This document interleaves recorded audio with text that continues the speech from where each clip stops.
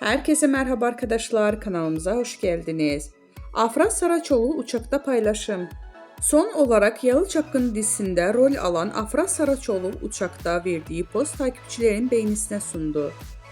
Yalı Çapkını dizisinde 3 sezon boyunca Seyran karakterine hayat veren Afra Saraçoğlu, oyunculuk performansıyla yanı sıra kariyeriyle sık sık medyanın gündeminde oluyor. Güzel ve ünlü oyuncu uçakta seyahat ederken verdiği poz takipçilerinin beğenisine sundu.